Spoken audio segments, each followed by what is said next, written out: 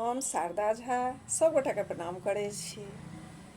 आइ हम राजा श्रीकरक कथा कहै छी। एकटा राजा रहथि, हुनकर नाम श्रीकर रहनि।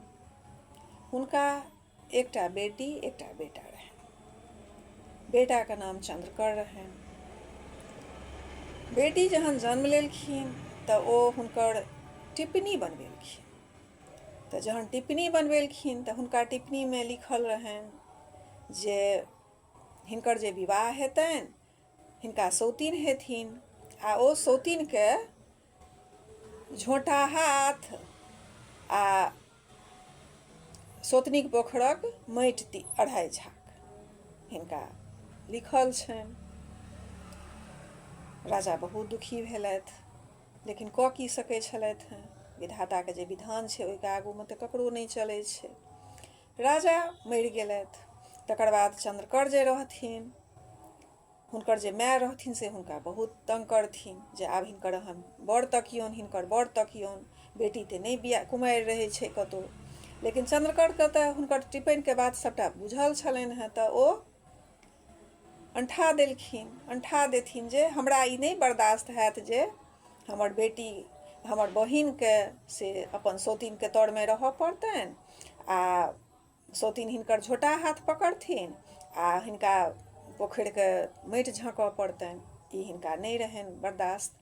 ओ की केलथि, एकटा निर्जन वनमे एकटा सोनि खुनबेलथि आ ओहिमे अपन बहिनके एकटा चिड़ियाके सङ्ग कऽ देलखिन, ओहिमे हुनका छोड़ि देलखिन।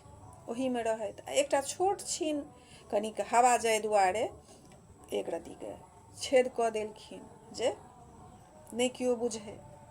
एहन भगवानके चरित्र जे एक दिन राज स्वर्ण नामके एकटा राजा ओहिमे वनमे शिकार खेलाय लेल अयलथि।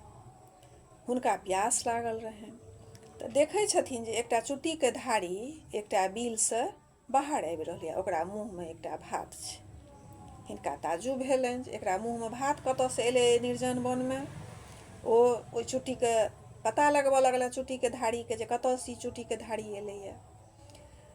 लगबैत लगबैत ओहि सोनिमे ओ पहुँच जाइ छथि, ओहिके अन्दर पहुँचै छथि। ओहिमे आवाज दै छथिन जे एहिमे केओ छी, एहिमे केओ छी, हमरा बहुत जोरसँ प्यास लागल अछि, केओ हमरा पानि पियाउ। तऽ रानीके जे राजकुमारीके जे चिड़िया रहथिन, मने नौकरनी छलखिन, ओ बाहर अबै छथिन आ राजाके पानि पियबै छथिन। राजा पानि पीबै छथि, लेकिन हुनकर प्यास नहि बुझाइ छनि। ओ फेर कहै छथिन जे हम आओर पानि पियब। तऽ चिड़िया द्वारा हुनका पता लागै छनि जे एहिमे एकटा राजकुमारी सेहो रहै छथि।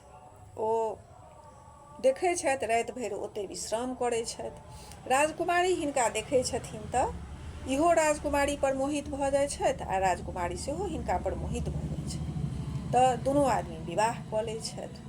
कनि दिन ओतऽ सुख विलाससँ रहै छथि। ताहिके बाद जहन हुनकर राजाके अपना राज्य जायके बेर होइ छनि तऽ जाय लगै छथि तऽ ई कहै छथिन जे जाइत छी, लेकिन सावन मासके तृतीयाके से मधुश्रावणी पाबनि होइ छै, तऽ ओहिमे लोक सासुरेके अन्न खाइ छै, सासुरेके कपड़ा पहिरके पाबनि पूजै छै। तऽ ई चीज अहाँ ध्यान राखब आ ककरो दिया हमरा से सब चीज पठा देब। राजा अपन राज्य जाइ छथि। ओहिठमन जाइत देरी ओ जोलहाके कहै छथिन जे पटोर बुनै लए। पहिले तऽ पटोर बुनल जाइ छलैए, जोलहा बुनै छलैए। पटोर बुनबऽ लगै छथि तऽ बड़की जे रानी रहै छथिन हुनका पता लगै छनि जे राजा कतहु फेर बियाह केलथि हँ। ई एतेक दिनसँ जे गायब छलथि हँ से शायद ओहीठमन छलथि हँ। ई अपन ओ जोलहाके कहै छथिन जे हम अहाँके सोना देब, चाँदी देब, जवाहरात देब, अहाँ से ओ जे बुनब ताहिमे एकटा पुर्जा बनाकऽ से एहन जेनाकऽ साटि दियौ जे पता नहि चलै। ओहिमे लिख दियौ छाती लात आ झोटा हाथ आ सौतनीक पोखरक माटि 2.5 झाग। सएह ओ जोलहा केलक, लिख देलक आ राजाके दऽ देलकनि। राजा ओ साड़ीके लऽ कऽ एकटा चोंगामे दऽ कऽ, पहिले तऽ लोक अपन राज दरबारमे चिड़ै चुनमुनियाके से प्रशिक्षित कऽ कऽ रखै छलै जे ओ एक जगह से दोसर जगह से कोनो सामानके कोनो सन्देशके पहुँचा दै छलियै। तऽ राजा कौआके ओ चोंगा दै छथिन आ कहै छथिन जे जाउ, सबटा ओकर पता दे कहै छथिन जे जाउ ओहिठमन एकटा रानी छथि, हुनका अहाँ ई दऽ देबनि। कौआ तऽ जातिके कौआ छलै तऽ कौए होइए। ओ जे गेल, रस्तामे एकटा कुम्हारके एहिठाम से भोज होइ छलैए। ओ अपन भोज खाए लागल, ओकरा मुँहसँ चोंगा खसि पड़लै। चोंगा जहन खसि पड़लै तऽ बिसरि गेल, ओ अपन खायमे लागि गेल। तहन भेलै जे जे रानी छलथि तऽ हुनका ई सामान नहि पहुँचलनि, ओ रस्तामे खसि पड़लै, कुम्हारेके घरपर खसि पड़लै ओ चोंगा। राजकुमारी रानी बहुत दुखी भेली, हुनकर पाबनि रहनि, नहि भेलनि। एम्हर भायके पता लगलनि जे हमर बहिन बियाह कऽ लेलथि हँ, तऽ ओ हुनका खर्चा बर्चा देनाइ सेहो बन्द कऽ देलखिन। हिनका बड्ड तकलीफ हुअ लगलनि। तहन ई चिड़िया आ ई दुनू गोटे से सोचलथि जे आब तऽ खाइ पीबैके तऽ किछु अथी करऽ पड़त, कतहु आब नौकरी चाकरी करऽ पड़त। तऽ इएह करै छथि जे ओ एकटा पोखरि खुनैत रहै छै। संजोगसँ हिनके ओ सौतीनके ओ पोखरि खुनैत रहै, ओहिमे ई काज करऽ लगै छै आ बुझै छथिन जे एहि फल्लाँ राजाके, सवर्ण राजाके से पत्नीके पोखरि खुना रहल छथि। ई बाजथि, सिरकल सिर चढ़ाओल, चंद्रकल देल बनवास, राज सवर्ण बियाहल, लिखल मेटल नहीं जाय। ई बात बाजथि। एहन संजोग भेलै जे ओहि दिन राजा सेहो अयलथि अपन देखै लए जे केना की काज भऽ रहल अछि। हिनका कानमे पड़लनि। एम्हर रानी गौरीके पूजा करथि तऽ गौरीके उज्जर चानन उज्जर फूलसँ पूजा केलथि आ हुनका कहलखिन जे तकलीफ होनि, तकलीफसँ गौरीके कहलखिन जे हमरा एहन वरदान दिअ जे हमरा राजा जहन सामने आबथि तहन हम बौक भऽ जाय। सएह भेलै। जहन राजा देखै छथिन हिनका तऽ हिनकर मुँहके आवाज चलि जाइ छनि। तऽ राजा चिड़ियाके सभटा बात पूछै छथिन जे किया एना भेलनि, किया हमरा देख कऽ ई बजै नहि छथि।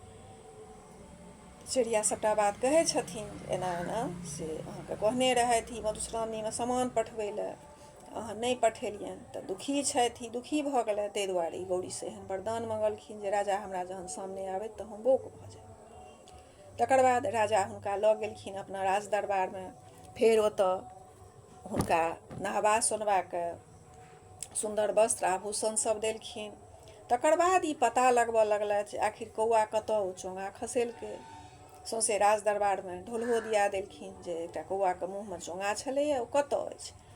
तऽ कुम्हारके एहिठाम कुम्हार कहलकनि जे हमरा एहिठाम अछि, लेकिन हम नहि बुझलियै जे ककर छी, ताहि दुआरे हम राखि लेलहुँ, हमर पुतोहु राखि लेलक।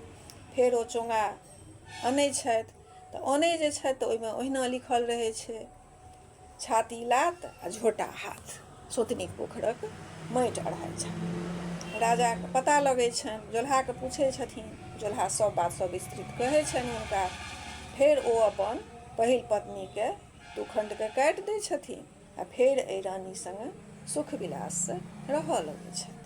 इएह अइ अन्तिम दिनक कथा। किछु कारणसँ हम काल्हिखन ई कथा नहि कहि सकलहुँ, पाबनि तिहारमे लागि गेलहुँ, ताहि दुआरे ओ कथा हम आइ ई मधुश्रावणीके अन्तिम दिनक कथा छी।